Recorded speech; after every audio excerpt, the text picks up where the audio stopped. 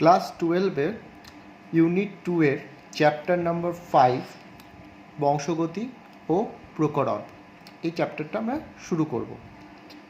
প্রথম থেকে শুরু হবে। এই চ্যাপ্টারের মধ্যে আমি একটা ইউনিট আগেই পড়িয়েছি, ক্রোমোজোম, সেটা আগের ভিডিওতে পেয়ে যাবে। আজকে চ্যাপ্টারটা প্রথম থেকে শুরু করছি, ঠিক আছে? তো চ্যাপ্টারটার নাম হচ্ছে বংশগতি ও প্রকরণ, মানে হচ্ছে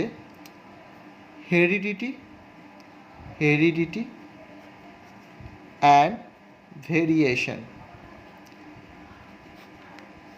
হেরিডিটি অ্যান্ড ভেরিয়েশন আমরা প্রায় শুনতে পাই যে বাবা দাদু মাথায় যদি টাক থাকে বা চুল কম থাকে, ছেলেরও মাথায় চুল বা টাক থাকে, তাই তো? কেন থাকে? আমরা প্রায় বলতে থাকি যে এটা বংশ পরম্পরায় এদের মধ্যে এই বৈশিষ্ট্যটা আছে।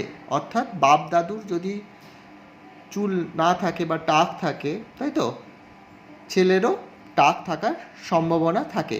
এবং যদি দেখা যায় যে বাবা দাদুর যে টাক ছিল, মাথায় চুল কম ছিল, সেটা ছেলের ক্ষেত্রে যদি টাকটা দেখা যায়, তবে আমরা বলি কি এটা ওর হেরিডিটিতে রয়েছে, তাই তো? প্রায় বলে থাকি যে এটা ওদের হেরিডিটিতে আছে, তাই ওদের মাথায় চুল কম বা টাক, তাই তো? তাহলে হেরিডিটি মানে হচ্ছে এটাই যে বংশগত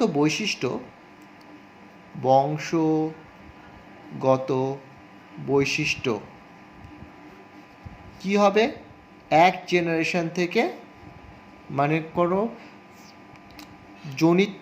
জনিত্রী, ঠিক আছে, বলা হয় পিতামাতার জেনারেশনকে জনিত্রী জনু বলা হয়, ঠিক আছে? পিতামাতার জনুকে জনিত্রী জনু বলা হয়। তাহলে জনিত্রী জনু মানে হচ্ছে পিতা মাতার জনু, ঠিক আছে? মানে জনিত্রী জনু থেকে অপত্য জনুতে সঞ্চারিত হয়। তাহলে হেরিডিটি মানে হচ্ছে এটা, তাহলে হেরিডিটির ডেফিনেশন হয়ে গেল। দেখি বোঝার চেষ্টা করি। মানে বংশগতির ডেফিনেশনটা কি? যে বংশগত বৈশিষ্ট্য এক জেনারেশন থেকে আরেক জেনারেশনে নিয়ে যাওয়া, তাই তো? বা জীবের চারিত্রিক বৈশিষ্ট্য এক জেনারেশন থেকে আরেক জেনারেশনে নিয়ে যাওয়া, ঠিক আছে? তাহলে এটাই হচ্ছে বংশগতি বা হেরিডিটি।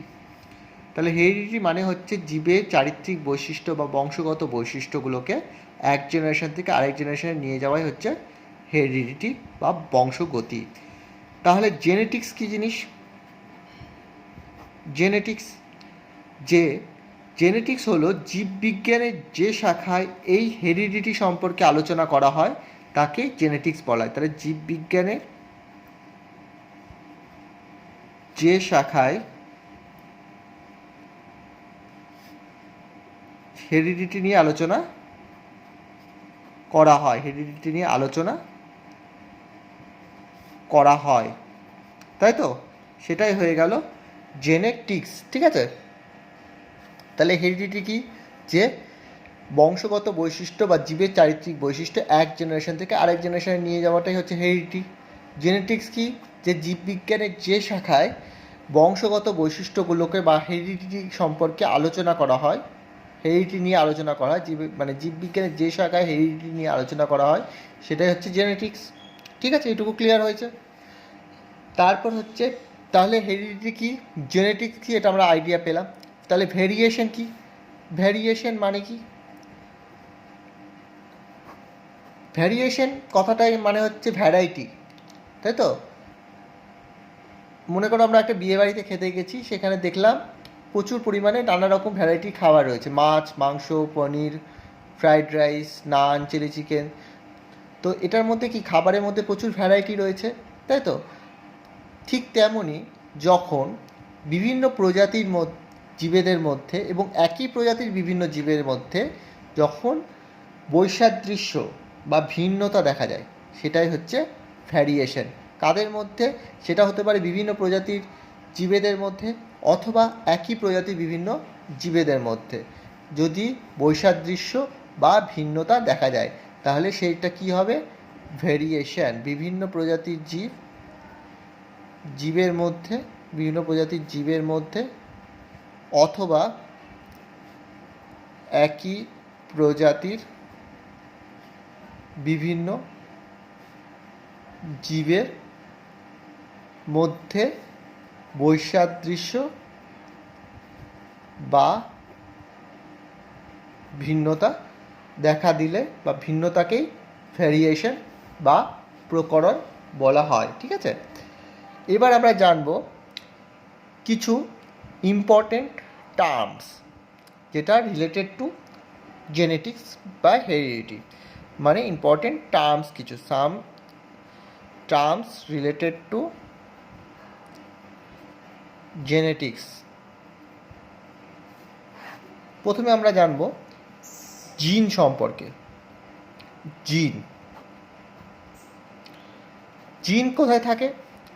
জিন সবসময় ক্রোমোজোমে থাকে। তাহলে এটা যদি ক্রোমোজোম আঁকি, ঠিক আছে, আমরা ক্রোমোজোমটা আগে পড়েছি, ক্রোমোজোমের স্ট্রাকচারটা ভিডিওতে, আগে ইউটিউব ভিডিওতে আমার পেয়ে যাবে।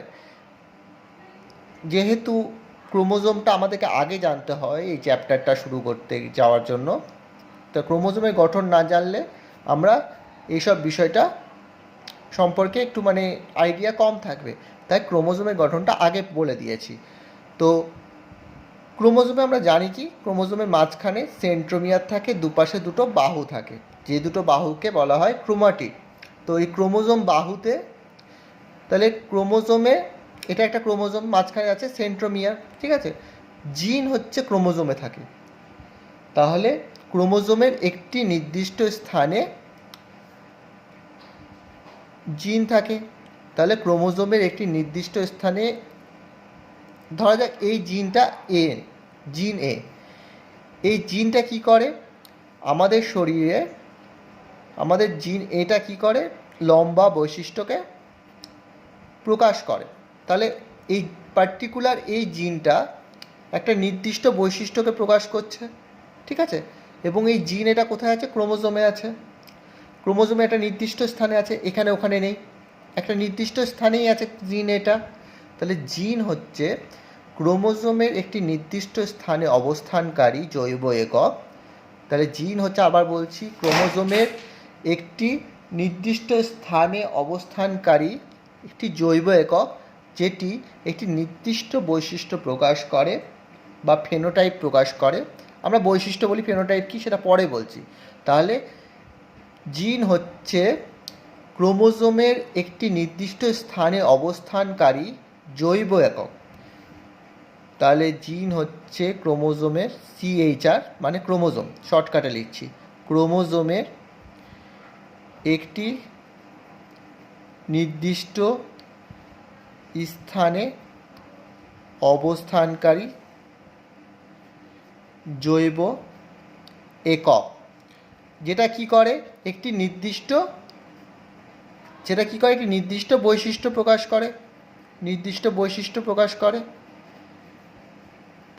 করে, ঠিক আছে। এবং কি করে, এবং নির্দিষ্ট জৈবিক কাজ সম্পাদন করে। একটা জিন বিভিন্ন রকমের জৈবিক কাজ সম্পাদন করে, তাহলে একটা নির্দিষ্ট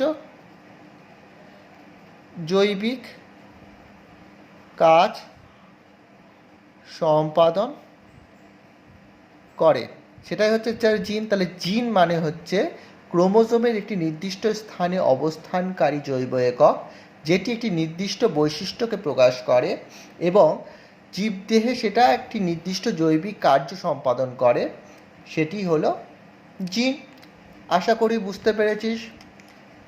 তাই জিনটা আমাদের আইডিয়া হলো, জিনটা কী জিনিস, জিনটা কোথায় থাকে, ক্রোমোজোমে থাকে। কী জিনিস? এটা একটা জৈব একক, যেটা একটা নির্দিষ্ট বৈশিষ্ট্যকে প্রকাশ করবে এবং সেটি একটি নির্দিষ্ট জৈবিক কার্য সম্পাদন করবে, ঠিক আছে। তাহলে আমরা হেরিডিটি কি জানলাম, যে হেরিডিটি মানে হচ্ছে বংশগত বৈশিষ্ট্যকে এক জেনারেশন থেকে আরেক জেনারেশনে নিয়ে যাওয়া। জেনেটিক্স কি? জীববিজ্ঞানের যে শাখায় এই হেরিডিটি সম্পর্কে আলোচনা করা হয় সেটা হলো জেনেটিক্স। ভ্যারিয়েশন কি? যে বিভিন্ন প্রজাতির জীবেদের মধ্যে এবং একই প্রজাতির বিভিন্ন জীবের মধ্যে যে বৈসাদৃশ্য বা ভিন্নতা দেখা যায় সেটা হচ্ছে ভ্যারিয়েশন। জিন কি সেটা বলে দিয়েছি। এবার নেক্সট টার্মস হচ্ছে সমসংস্থ ক্রোমোজোম বা হোমোলোগাস ক্রোমোজোম। সমসংস্থ ক্রোমোজোম, যাকে ইংরেজিতে বলা হয় হোমোলোগাস ক্রোমোজোম। কি জিনিসটা? দুটো ক্রোমোজোম,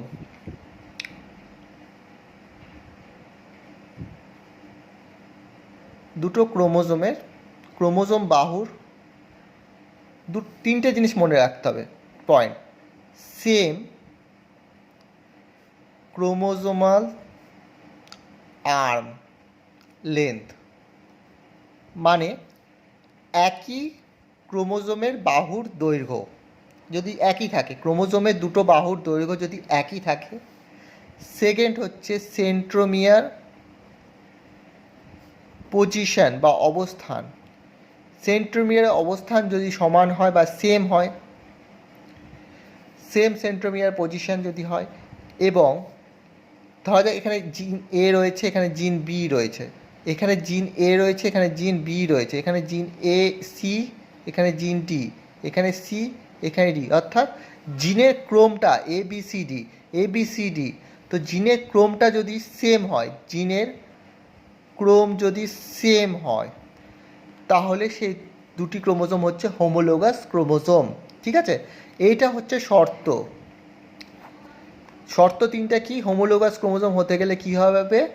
যে ক্রোমোজোমের দুটো ক্রোমোজোমের বাহুর দৈর্ঘ্যটা সেম হতে হবে, সেন্ট্রোমিয়ারের পজিশনটা সেম হতে হবে, আর জিন ক্রমটা সেম হতে হবে। এবং আরেকটা শর্ত, বা কি বলবো, এটাকে শর্ত বলা যায় না, এটা একটা ঘটনা যেটা কোষ বিভাজনের সময় ঘটে মিওসিস দশায়। 11-এ ছিল, আশা করি মনে আছে, যে মিওসিস কোষ বিভাজনের জাইগোটিন দশায় কি হয়? জাইগোটিন উপদশায় দুটো হোমোলোগাস ক্রোমোজোম কি হয়? জোট বাঁধে। ঠিক আছে, দুটো হোমোলোগাস ক্রোমোজোম জোট বাঁধে। ঠিক আছে, যেটাকে সাইন্যাপসিস বলা হয়। তো এই হোমোলোগাস ক্রোমোজোমগুলোই জোট বাঁধবে, অন্য কোনো নন হোমোলোগাস বা অসমসংস্থ ক্রোমোজোমগুলো জোট বাঁধে না মিওসিসের জাইগোটিন উপদশায়। ঠিক আছে, মিওসিসের প্রফেজ 1-এ জাইগোটিন উপদশায় কী হয়? সমস্ত ক্রোমোজোমটা জোট বাঁধে, যেটাকে সাইন্যাপসিস বলা হয়। বা এই সাইন্যাপসিসটাকে কে ধরে রাখে? আমরা 11-এ পড়েছি যে সাইন্যাপটোনোমাল কমপ্লেক্স ধরে রাখে। অতটা জানতে হবে না, শুধু এটাই জানবো যে সমস্ত ক্রোমোজোমগুলো কী হয়? মিওসিসের জাইগোটিন উপদশায় জোট বাঁধে। ঠিক আছে, আর তিনটে শর্ত: সেম ক্রোমোজোমের বাহুর দৈর্ঘ্য লেন্থ হতে হবে, সেন্ট্রোমিয়ার পজিশন সেম হতে হবে, আর জিন ক্রমটা সেম হতে হবে। তাহলে দুটো ক্রোমোজোম হচ্ছে হোমোলোগাস ক্রোমোজোম। এরপর টার্মস জানতে হবে লোকাস। লোকাস লোকাস মানে কি? লোকাস মানে হচ্ছে জিনের বাড়ি। ঠিক আছে, লোকাস মানে হচ্ছে জিনের বাড়ি, সহজ কথায় বলতে গেলে জিনের বাড়ি। ধরো আমার বাড়ি মালদার একটা স্পেসিফিক জায়গা পুরাটুলি। ঠিক আছে, তাহলে পুরাটুলি হলো আমার লোকাস। ঠিক আছে, ধরা যাক আমি পশ্চিমবঙ্গ রাজ্যে পুরাটুলিতে বাস করি। ঠিক আছে, তাহলে পশ্চিমবঙ্গ রাজ্যটা হচ্ছে ক্রোমোজোম এবং পুরাটুলিটা হচ্ছে আমার লোকাস। মানে পশ্চিমবঙ্গের মধ্যে পুরাটুলিতে আমার বাড়ি, তাহলে পশ্চিমবঙ্গ হচ্ছে ক্রোমোজোম, টোটাল ক্রোমোজোমটা, আর আমার পুরাটুলিটা হচ্ছে আমার লোকাস। তাহলে আমি কি বলবো? যে এটা একটা ক্রোমোজোম ধরি। ঠিক আছে, এটা একটা জিন। ঠিক আছে, এটা একটা, এখানে একটা জায়গা আছে যেখানে জিন এ রয়েছে, তাই তো? তাহলে একটি জিন একটি ক্রোমোজোমের একটি নির্দিষ্ট স্থানে অবস্থান করে। তাহলে এ জিনটা এই জায়গাটাই অবস্থান করে, অন্য কোনো জায়গায় অবস্থান করে না। তাহলে এই জায়গাটা হচ্ছে এ জিনের লোকাস। বোঝাতে পেরেছি আশা করি যে ক্রোমোজোমের এই জায়গাটাতে পার্টিকুলার এই জায়গাটাতেই এ জিনটা থাকে। তাহলে এই জায়গাটা হচ্ছে এ জিনের লোকাস, তাই তো? তাহলে একটি জিন একটি ক্রোমোজোমে একটি নির্দিষ্ট স্থানে অবস্থান করে এবং সেই স্থানটিকে ওই জিনের সেই নির্দিষ্ট স্থানটি হলো ওই জিনের লোকাস। তাহলে আবার বলছি, ভালো করে শুনতে হবে যে একটি জিন একটি ক্রোমোজোমে একটি নির্দিষ্ট স্থানে অবস্থান করে, সেই নির্দিষ্ট স্থানটি হচ্ছে ওই জিনের লোকাস। ঠিক আছে? যেমন আমি বললাম পশ্চিমবঙ্গের মধ্যে পুরাটুলিতে আমি থাকি, তাহলে পুরাটুলিটা হচ্ছে আমার লোকাস। পুরাটুলি ছাড়া আমি অন্য কোনো জায়গায় থাকি না, শুধুমাত্র পুরাটুলিতেই বাস করি, সেটাই পুরাটুলিটাই হচ্ছে আমার লোকাস। বোঝাতে পেরেছি আশা করি।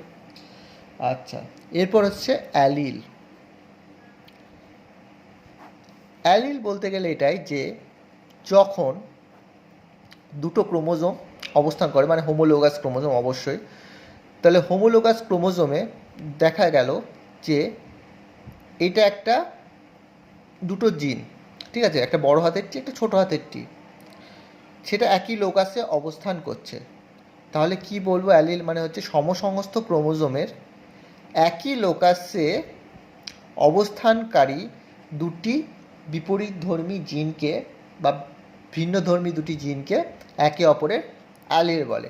তাহলে সমসমস্ত ক্রোমোজোমের, তাহলে এটা হচ্ছে সমসমস্ত ক্রোমোজোম, সমসমস্ত ক্রোমোজোমের একই লোকাসে অবস্থিত দুটি ভিন্নধর্মী জিনকে একে অপরের অ্যালিল বলা হয়। সমসমস্ত ক্রোমোজোমের একই লোকাসে অবস্থিত দুটি ভিন্নধর্মী জিনকে একে অপরের অ্যালিল বলা হয়। হয়ে গেল। এরপর হচ্ছে ফেনোটাইপ। ঠিক আছে, আর জেনোটাইপ। কী জিনিস ফেনোটাইপ কী আর জেনোটাইপ কী? একটা গাছ দেখছি, ঠিক আছে, একটা গাছ আছে যেটা লম্বা, তো লম্বাটা হচ্ছে গাছের বৈশিষ্ট্য এবং সেটা বাইরে থেকে দেখা যায়। একটা গাছটা লম্বা না বেটে, ঠিক আছে, ধরা যাক গাছটা লম্বা, ঠিক আছে, তাহলে লম্বাটা আমরা বাইরে থেকে দেখতে পাচ্ছি, তাহলে সেটা হলো ফেনোটাইপ। তাহলে আমি কি বলতে পারি ফেনোটাইপের সংজ্ঞা, যে ফেনোটাইপ হলো কোনো একটি জীবের জিনগুলির বাহ্যিক প্রকাশ। ঠিক আছে, কোনো জীবের জিন বা অ্যালিলের বাহ্যিক প্রকাশই হচ্ছে জীবের ফেনোটাইপ। তাহলে আমি বলতে পারি না জিন বা অ্যালিলের, কারণ জিন আর অ্যালিলটাই তো বৈশিষ্ট্যকে নির্ধারণ করছে, অ্যালিলের বাহ্যিক প্রকাশ।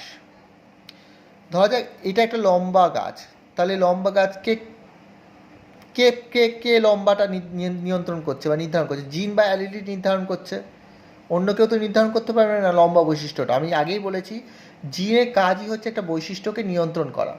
ঠিক আছে, তাহলে এক্ষেত্রে দেখা যাক একটা জিন বড় হাতের টি আর দুটো বড় হাতের টি লম্বা বৈশিষ্ট্যকে নিয়ন্ত্রণ করছে। তাহলে এই লম্বা বৈশিষ্ট্যটা হচ্ছে সেই জীবের ফেনোটাইপ। জিন বা অ্যালিলের বাহ্যিক প্রকাশকে ওই জীবের ফেনোটাইপ বলা হয়। আর জেনোটাইপ হচ্ছে জিন বা অ্যালিলের সমষ্টিগত রূপ। জিন বা অ্যালিলের সমষ্টিগত রূপ। ধরা যাক এটা একটা লম্বা মটর গাছ আছে, ধরা যাক একটা লম্বা গাছ, কিন্তু লম্বা গাছটা কীরকম লম্বা? বিশুদ্ধ লম্বা না শঙ্কর লম্বা? কি করে জানবো? সেটা নির্ধারণ করবে জীবের জেনোটাইপ। একটা লম্বা গাছ সেটা আইদার বড় হাতের দুটো টি হতে পারে অথবা এরকমও হতে পারে, যেটা আমরা ক্লাস 10-এ পড়ে এসেছি। এটা হচ্ছে বিশুদ্ধ লম্বা, এটা হচ্ছে শঙ্কর লম্বা। তাই দুটোই হতে পারে, আমরা জানি না কোনটা। এই দুটো কি আছে ভেতরে, ঠিক আছে, ভেতরে যে বিশুদ্ধ আছে না শঙ্কর আছে, সেটাই হচ্ছে কে নিয়ন্ত্রণ করে, মানে সেটা কি জিনিসটা, কি ব্যাপারটা, যে এর ভেতরে কি আছে সেটা হচ্ছে জিনোটাইপ। মানে জিন বা অ্যালিলের সমষ্টিটাই হচ্ছে জিনোটাইপ। কিন্তু এটার বাহ্যিক রূপটা কি লম্বা, ভেতরে কি আছে আমরা দেখবো না, বাইরে এটা কি লম্বা, তাই লম্বাটা হচ্ছে সেই জীবের ফেনোটাইপ। তাহলে সঠিক মানে সোজা ভাষায় বলতে পারি যে ফেনোটাইপ হচ্ছে কোনো জিন বা অ্যালিলের বাহ্যিক প্রকাশ, আর জিন বা অ্যালিলের সমষ্টি হচ্ছে জেনোটাইপ। বুঝতে পেরেছি?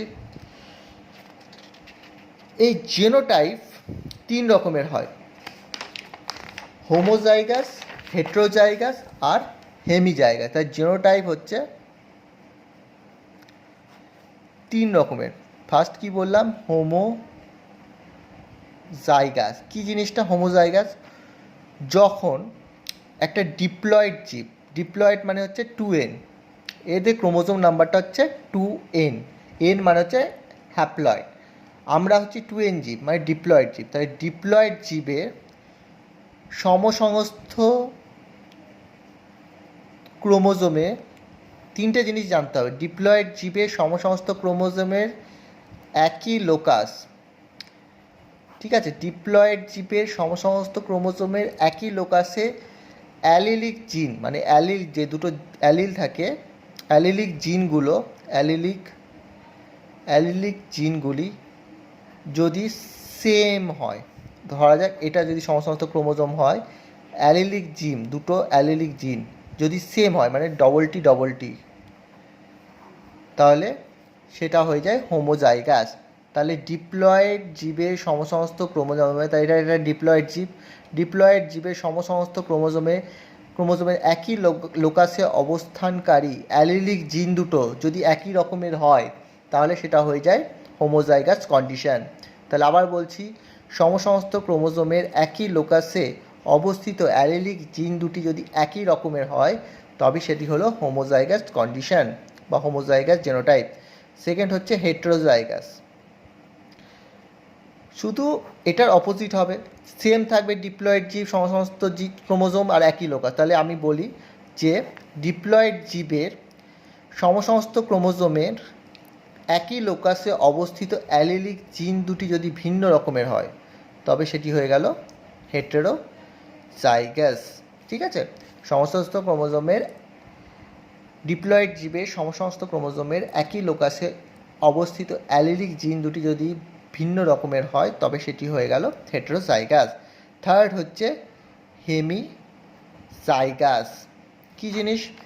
ধরা যাক কারোর ব্লাড গ্রুপ হচ্ছে এবি, আমাদের অনেকের ব্লাড গ্রুপ হয় এবি, তো এখানে দুটো, ধরা যাক এ জিনটা, এ জিন ব্লাড গ্রুপ এ কে নিয়ন্ত্রণ করছে, বি জিন ব্লাড গ্রুপ বি কে নিয়ন্ত্রণ করছে, ঠিক আছে।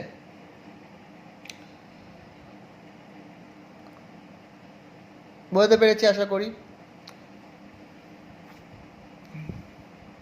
আচ্ছা, এটা দিয়ে আমরা বুঝাবো না, এই উদাহরণটা দিয়ে, এটা স্বপ্রকটের ক্ষেত্রে উদাহরণটা দেবো, একটু আলাদা উদাহরণ দিই।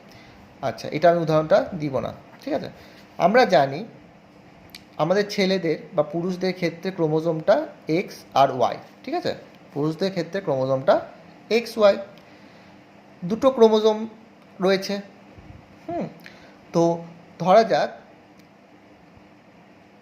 পুরুষের ক্ষেত্রে যে এক্স ক্রোমোজোম দিয়ে কোনো একটি, মানে পুরুষদের ক্ষেত্রে দুটো ক্রোমোজোম বা দুটো জিন, হ্যাঁ, ধরা যাক হেমিজাইগাস বলতে গেলে এটাই বলবো যে দুটো জিন, এটা ধরা যাক এটা একটা জিন, এ একটা জিন, বি একটা জিন, এ একটা জিন, বি একটা জিন। তো এই দুটো জিনের মধ্যে, এই দুটো জিন কী করে, একটা নির্দিষ্ট বৈশিষ্ট্যকে প্রকাশ করে, ধরা যাক লম্বা বৈশিষ্ট্যকে প্রকাশ করছে একটা পুরুষের, দুটো জিন মিলে একটা লম্বা বৈশিষ্ট্যকে প্রকাশ করছে। কিন্তু যদি শুধুমাত্র এ জিনটা দ্বারাই লম্বা বৈশিষ্ট্যকে প্রকাশ পায়, দুটো জিনের প্রয়োজন হবে না। যদি না হয়, যদি একটা জিন দিয়ে যদি একটা বৈশিষ্ট্যকে প্রকাশ পায় তবে সেটা হয়ে যায় হেমিজাইগাস, দুটো জিনের প্রয়োজন নেই, একটা জিন দিয়ে আমরা কোনো একটা বৈশিষ্ট্যকে প্রকাশ করি, তখন সেটা হয়ে যায় হেমিজাইগাস কন্ডিশন। বোঝাতে পেরেছে আশা করি। যে ধরা যাক দুটো বড় হাতের টি দ্বারা আমরা লম্বা বৈশিষ্ট্যকে প্রকাশ করি, কিন্তু বাই চান্স যদি একটা বৈশিষ্ট্য দিয়ে বা একটা জিন দিয়ে পার্টিকুলার এই জিনটা দিয়েই যদি লম্বা বৈশিষ্ট্যটা প্রকাশ পেয়ে যায় তবে সেটা হয়ে যায় হেমিজাইগাস কন্ডিশন, দুটো জিনের প্রয়োজন নেই, একটা বৈশিষ্ট্য। হেমিজাইগাসে তাহলে সহজে বলতে গেলে এটাই বলবো যে কোনো একটি বৈশিষ্ট্য প্রকাশের জন্য যখন দুটি জিনের প্রয়োজন না হয়ে শুধুমাত্র একটি জিন দ্বারাই সেই পার্টিকুলার বা সেই নির্দিষ্ট বৈশিষ্ট্যটা প্রকাশ পায় সেটা হয়ে যায় হেমিজাইগাস। বোঝাতে পেরেছি আশা করি। আচ্ছা, এরপর হচ্ছে সহপ্রকট জিন বা কোডমিনেন্ট জিন, সহপ্রকট জিন। আচ্ছা, সহপ্রকট জিনটা কি? তার আগে সহপ্রকট জিন বলার আগে আমরা একটুখানি প্রকট আর প্রচ্ছন্ন সম্পর্কে ধারণা নেব। প্রকট বৈশিষ্ট্য কি আর প্রচ্ছন্ন বৈশিষ্ট্য কি? প্রকট আর প্রচ্ছন্ন বৈশিষ্ট্যটা কি? ধরা যাক এখানে আমরা দুটো জিনিস মনে রাখবো, একটা হচ্ছে ডিপ্লয়েড জিন আর একটা হচ্ছে ডিপ্লয়েড হেটেরোজাইগাস কন্ডিশন। তাহলে আমরা এই দুটো জিনিস আমরা এই ক্ষেত্রে মনে রাখবো। এই দুটো ডেফিনেশনের ক্ষেত্রে এই দুটো টার্মস অবশ্যই আমাদের ইউজ করতে হবে। তাহলে আমরা ইউজ করি, দেখি। ডিপ্লয়েড জিন হেটেরোজাইগাস মানে হচ্ছে দুটো অ্যালিলিক জিনটা, মানে সমস্ত ক্রোমোজোমের একই লোকাসে অবস্থিত অ্যালিলিক জিন দুটি যদি আলাদা রকমের হবে, তাহলে দেখি সংজ্ঞাটা কীরকম হয়। ডিপ্লয়েড হেটেরোজাইগাস জীবে, ঠিক আছে, ডিপ্লয়েড হেটেরোজাইগাস জীবে, হেটেরোজাইগাস মানে হচ্ছে দুটো আলাদা রকমের জিন হবে, মানে ধরা যায় বড়টি ছোটোটি। ডিপ্লয়েড হেটেরোজাইগাস জীবে, কোনো ডিপ্লয়েড হেটেরোজাইগাস জীবে যখন কোনো একটি অ্যালিল বাইরে থেকে প্রকাশ পায় না, বা কোনো একটি দুটো অ্যালিলের মধ্যে যখন একটি বাইরে থেকে প্রকাশ পায় না, সেটা হয়ে যায় প্রচ্ছন্ন। আর যেটি বাইরে থেকে প্রকাশ পায় সেটা হয়ে যায় প্রকট। তাহলে এটা বাইরে থেকে প্রকাশ পায় না, এটা প্রকাশ পায়। আরেকবার বলছি, সংখ্যাটা ভালো করে বুঝতে হবে যে ডিপ্লয়েড হেটেরোজাইগাস জীবে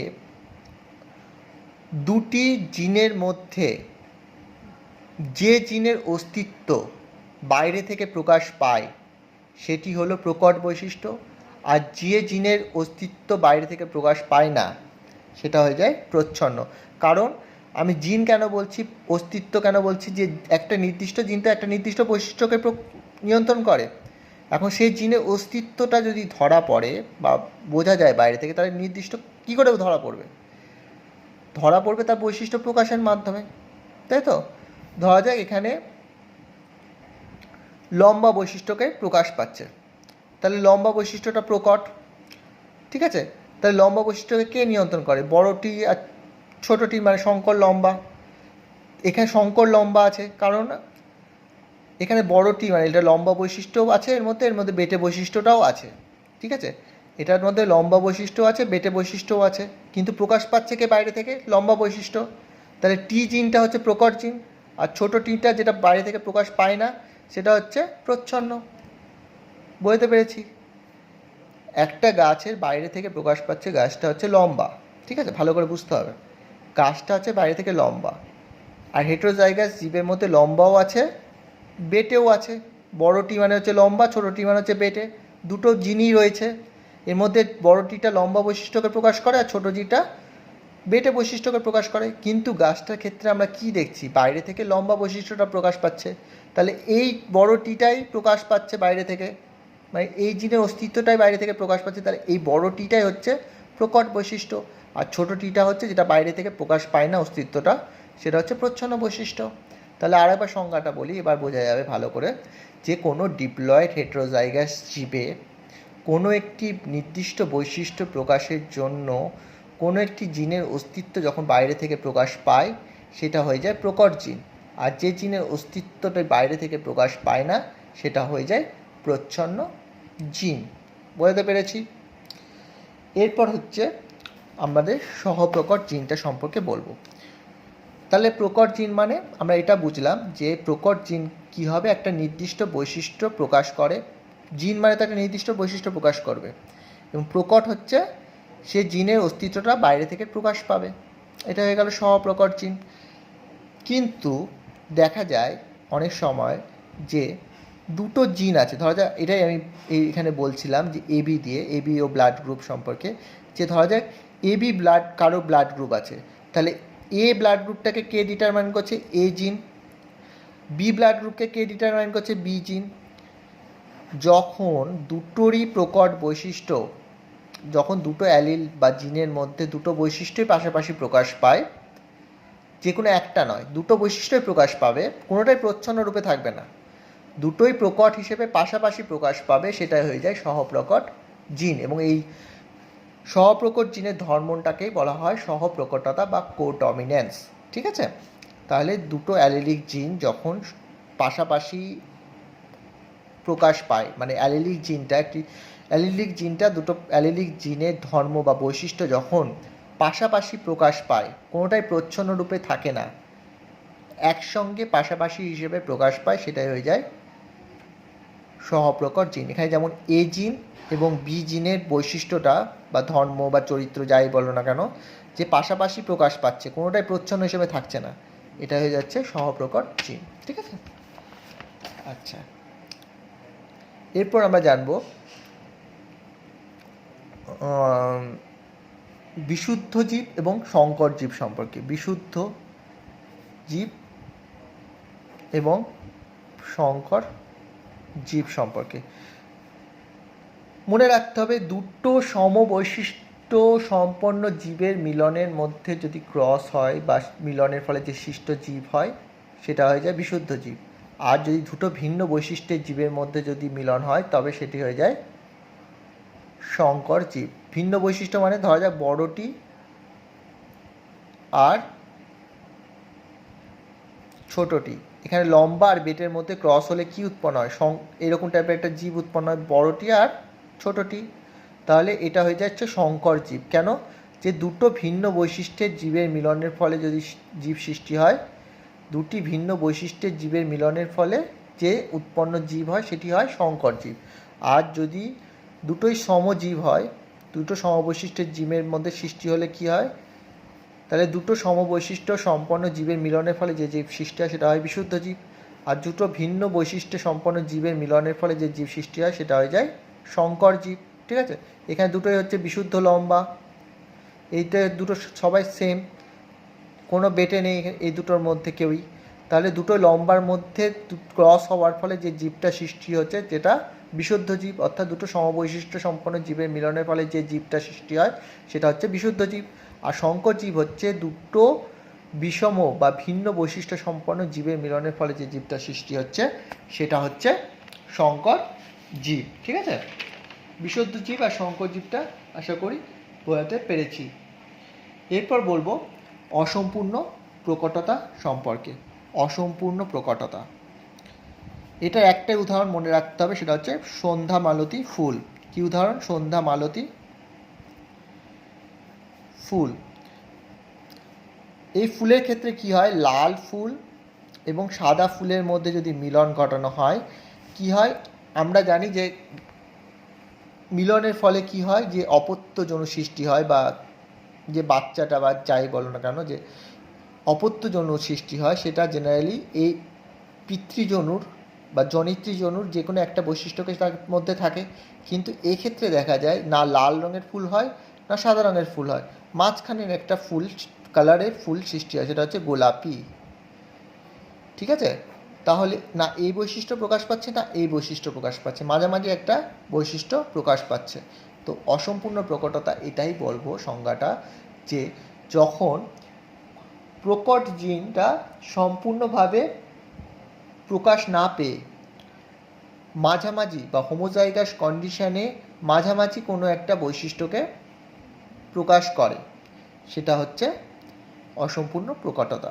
মানে এখানে প্রকটটা ধরা যাক লাল, কিন্তু সে লাল বৈশিষ্ট্যকে প্রকাশ করছে না, মাঝামাঝি কোনো একটা প্রকট বৈশিষ্ট্যের মাঝামাঝি কোনো একটা বৈশিষ্ট্যকে প্রকাশ করছে, তাই জন্য এটাকে বলা হয় অসম্পূর্ণ প্রকটতা বা ইনকমপ্লিট ডমিনেন্স। ঠিক আছে, এরপরে হচ্ছে জিনোম সম্পর্কে।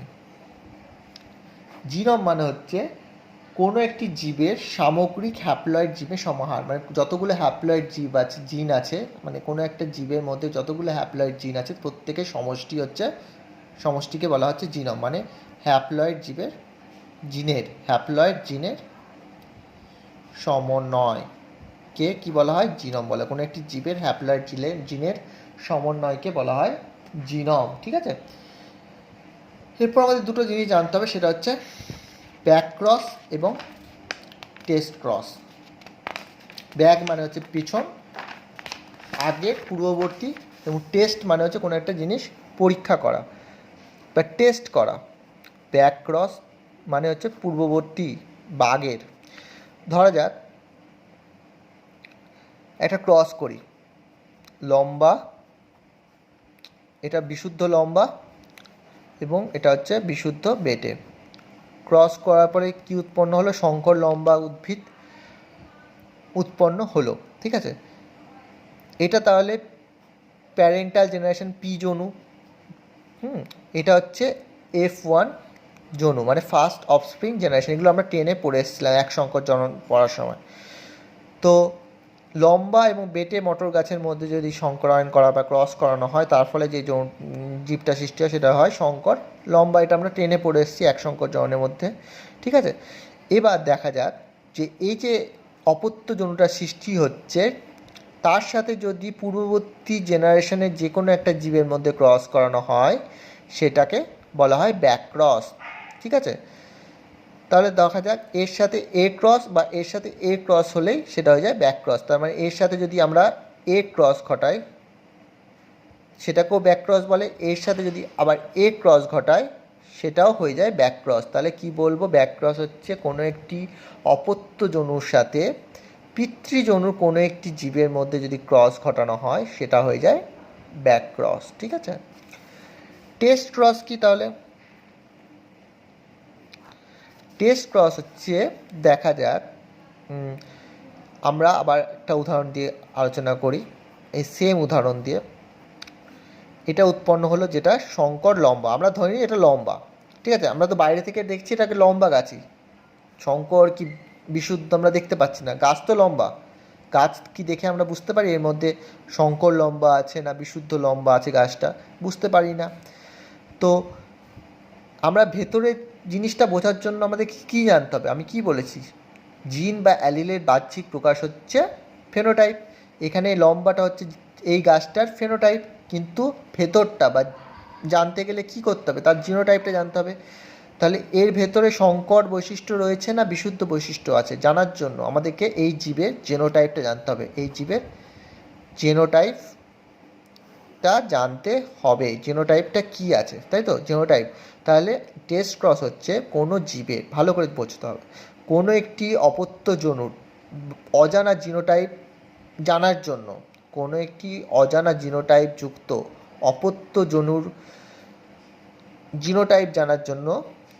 এই জিনোটাইপ তো আমাদের অজানা, এর মধ্যে কী আছে জিনটা আমরা জানি না। তাহলে অজানা জিনোটাইপ যুক্ত জীবের জিনোটাইপ জানার জন্য সেই বৈশিষ্ট্যের হোমোজাইগাস প্রচ্ছন্ন বৈশিষ্ট্যযুক্ত জীবের মধ্যে ক্রসকে বলা হয় টেস্ট ক্রস।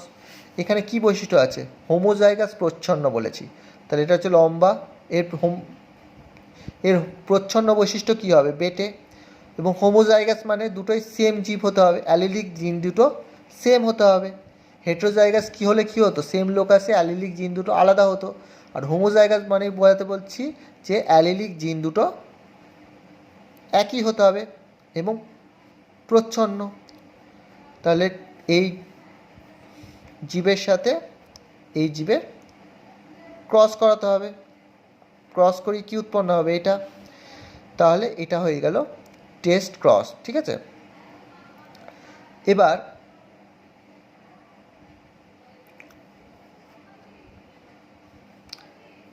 দেখা যাক যে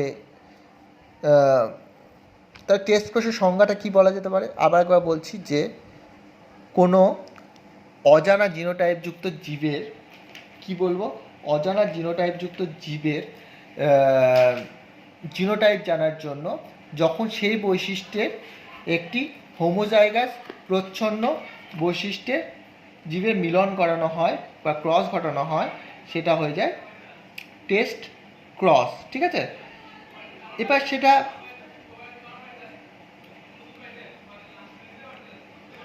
এবার আমি একটা উদাহরণ দিয়ে বোঝাই। ঠিক আছে, ধরা যাক এবার এই যে জীবটা লম্বা না বেটে এর মধ্যে কী জিনোটাইপ রয়েছে সেটা জানার জন্য আমাদেরকে টেস্ট ক্রস করানো হয়। ধরা যাক একটা বাস্তব উদাহরণ দিই, তাহলে ভালো করে বোঝা যাবে। ধরা যাক আমাদের কাছে একটা গাছ এসছে, সেই গাছটা হচ্ছে লম্বা, সেই গাছটা এসছে লম্বা, একটা উদাহরণ দিচ্ছি, ঠিক আছে? এবার লম্বা মানে সেটা কীরকম জেনোটাইপ হতে পারে? দু রকমের জেনোটাইপ হতে পারে। লম্বা হতে গেলে তাকে দু রকমের জেনোটাইপ হতে হবে, আইদার সে বিশুদ্ধ লম্বা হবে বা সংকর লম্বা হবে, ঠিক আছে? তো আমাদের কি করে জানতে হবে যে এটা বিশুদ্ধ না সংকর? তাহলে আমি কি বলেছি, টেস্ট ক্রস করতে গেলে অবশ্যই সেটার হোমোজাইগাস প্রচ্ছন্ন জীবের মধ্যে ক্রস করাতে হবে। প্রচ্ছন্ন মানে কি? লম্বা প্রচ্ছন্ন মানে হচ্ছে বেটে, এবং হোমোজাইগাস মানে সেম। তাহলে এর সাথে একবার এর ক্রস করে দেখব, যদি মিলে যায় তাহলে, যদি লম্বা জীবের সৃষ্টি হয় সেটা সংকরও হতে পারে, হলে আমরা বুঝে নেবো যে এটা ছিল। এটার সাথে যদি এটা ক্রস করানো হয়, যদি সংকর মানে লম্বা বৈশিষ্ট্যের জীবের সৃষ্টি হয়, তাহলে আমি বুঝে নেবো যে এটা ছিল, ঠিক আছে? তাই ক্রস করিয়ে করিয়ে আমাদেরকে চেক করতে হবে যে জিনোটাইপটা কী আছে, ঠিক আছে? তো এইটুকু হচ্ছে ব্যাপার। আমি আরেকবার বলি, ব্যাকক্রস হচ্ছে যখন কোনো অপত্য যনুর সাথে পিতৃযনু যে কোনো একটা জীবে ক্রস করানো হবে, সেটা হচ্ছে ব্যাকক্রস। টেস্ট ক্রস হচ্ছে কোনো অজানা জিনোটাইপযুক্ত জীবের জিনোটাইপ জানার জন্য যখন সেই জীবের প্রচ্ছন্ন হোমোজাইগাস বৈশিষ্ট্য সম্পন্ন জীবের মধ্যে ক্রস করানো হয়, সেটা হয়ে যায় টেস্ট ক্রস, ঠিক আছে? চলো নেক্সট দিন আমরা মেন্ডেলের এক সংকর জনন এবং দ্বিসংকর জননটা পড়ব, ঠিক আছে? আজকের এইটুকুই।